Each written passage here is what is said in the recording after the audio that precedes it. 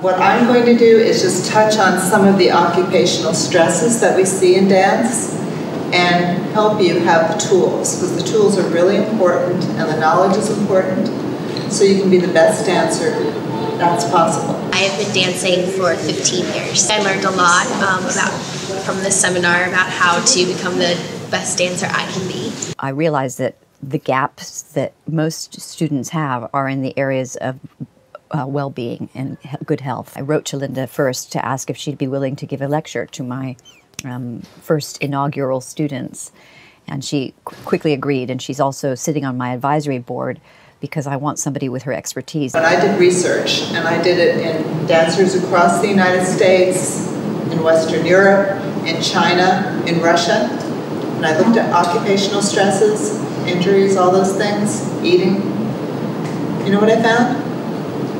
It was the same. It didn't matter what culture you lived in, you saw the same problems coming up.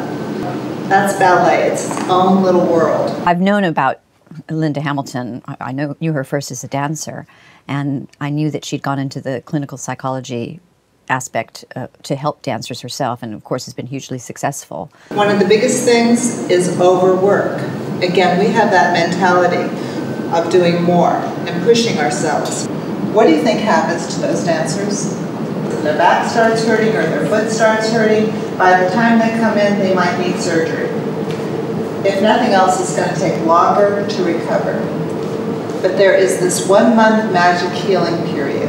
You go into a doctor, like my husband, Dr. William Hamilton. He's the orthopedist for ABT, New York City Ballet, and you get a diagnosis, you know what's wrong with you. And as I say, I'm not an expert in this field at all, so to turn to somebody who knows dancers as well as has a calmness about her and understands where we come from, because we're kind of a different breed, is like I said, a very big relief to me. By the way, how many dancers love their bodies? You come in, there's a mirror in the classroom. How many? Raise your hands, go. Boy, do I look fantastic today. Anybody? Usually it's a litany of, oh my God, this. Where's the skinny mirror? There must be a skinny mirror here. Have you found it? Yes, of course. I'm a dance teacher. I teach ballet history, ballet dance history, and improvisation. What's the most boring thing that you can possibly do that would give you the most benefit? Sleep is extremely important, and for a dancer my age and someone as athletic as I am, 10 to 12 hours is, kind of a very important and essential number of hours to get sleep every night. Sleep, right, and food. Our friend, but maybe also our enemy, something that a lot of dancers don't trust. We are brought up in a generation whereby dancing is all about training more, and it's about pushing and putting a lot of effort. But hearing her saying that, it's not about just training, it's about having this balance of rest as well as constructive training to attain a good and long dance profession is, to me, I think that is the biggest takeaway that I have. We've got this ideal body, and we're supposed to look like it, and 4% of the population look like it. Think about the most exciting dancer that you know. Does he or she have a perfect body? It's something else, right? It's that it quality that Ms. Harvey is working on with you to bring out the artistry. It's more than just a body. I've seen people with perfect, quote, almost perfect bodies, and they were boring. Part of our foundation is that we will mentor dancers, and if they come to me with a question I'm not really fully qualified to answer, and I've had incidents in the past where I've dealt with anorexic dancers, and as a caring and nurturing person, you want to be able to help them, but to know that I can go to Dr. Hamilton with my questions is a great relief to me. People are falling like dead flies in their 20s, in their 30s. And I can understand now that really rest, sleep is really vital. Have you ever even thought of how many calories you're burning? Around 1,400 calories a day being alive. Men about 1,600. That's why it's hard to keep the weight on. You know, you're always eating and eating and eating. Isn't that a horrible problem? You're burning 1,400 calories a day. You don't want to go below that. If you go below that, your body's going to think it's starving, and it's going to shut down, and you're going to stop menstruating, which may not seem like a big deal, but that's what keeps your bones strong. I would suggest seeing a nutritionist, a registered dietitian, to find out what you need for your body. Okay, but starving isn't the answer. Some girls keep going until they lose all their muscles and they can't dance, and directors will not hire you if they think you have an eating problem. Other girls, they start starving, and then the body kicks in and says, I'm hungry, I want to eat. And I'm sure you've all had this. You go through the whole day being, quote, a good dancer. I just had an apple today. And then your mother takes you out to dinner and the breadbasket comes. Uh-oh, there it goes, right? Or you go home to your roommate and she's got Haagen-Dazs in the back. Disappears. You're going to be very hungry. Now maybe you get through the whole week, it's so structured without eating. And then the weekend happens and you can't stop. You don't want to develop that problem. It makes people very miserable. If you eat enough, you will not binge, at least not for physiological reasons. So again, the right amount, moderation, something we're really bad at. We know how to do extremes, and then we know how to go off to the Caribbean and veg out and do nothing and relax. But that nice, happy medium is what's going to work for you. Never consider that sleeping would affect the diet, will affect the way we think, the way the muscle work as well. So I think underestimated how the power of sleeping or rest really can come in place. So if you have problems and you want to talk to a registered dietitian, there is a place called eatright.org. You can go online, tell them you're looking for a sports dietitian. They usually treat dancers as well, and they'll help you get on the right track. Do dancers experience mental stress? Do we talk about it?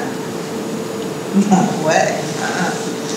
People will compare. They'll look at someone and go, I'm the only person who's stressed out here because everybody's smiling, they look great.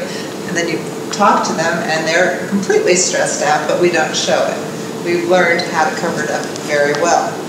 Yet it is related to injuries. You know, we release stress hormones. The fight or flight response helped when we were cave people, right? The saber-toothed tiger's coming after you. You better fight that tiger or you better run like mad. Well, now it happens and suddenly your body is forming armor. Everything's getting tighter. You get a backache or a headache. Throws off your coordination. You focus just on one thing while you trip over somebody else's leg. It doesn't necessarily help. We want a moderate amount of arousal for dance, not too high. You don't want to feel like you're watching Friday the 13th, right?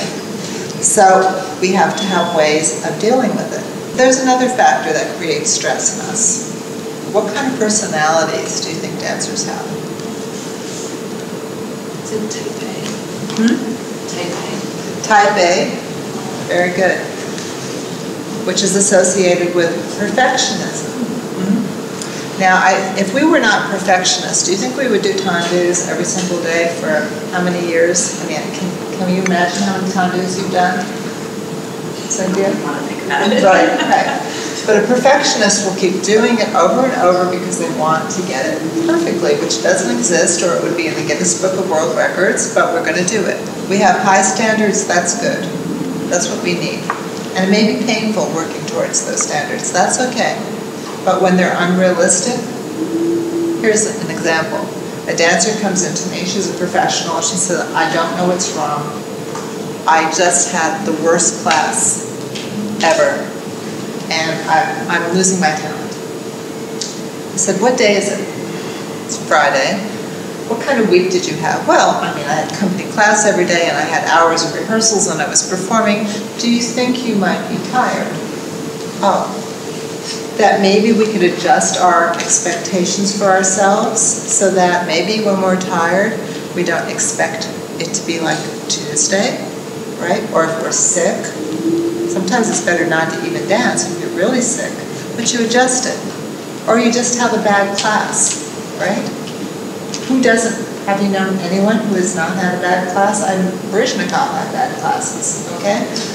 It happens. Dr. Linda Hamilton taught me a lot through her experience as a professional in the ballet field, and really helped me understand that when I'm injured, that I should definitely go see someone after 3 to 5 days, because it's very important to take care of my body in order to last a long time in this very demanding career. If we can get over our unbelievably high standards and make them a little bit more realistic, if we can allow ourselves to have mistakes, we all love mistakes, right? Especially when you're going across the room in front of the teacher and you make a mistake. Oh my gosh, that's the end. Everyone makes mistakes. I always tell people they have a huge competitive edge if they can make a friend to failure. Isn't that a weird thing to say? But we all mess up. And if you can learn something from it, you win. You can't lose by learning. So if you fall off a pirouette, why did I fall off? It's just a problem to be solved. We don't have to be perfect. It doesn't exist, but we can always work on getting better. And the key is effort.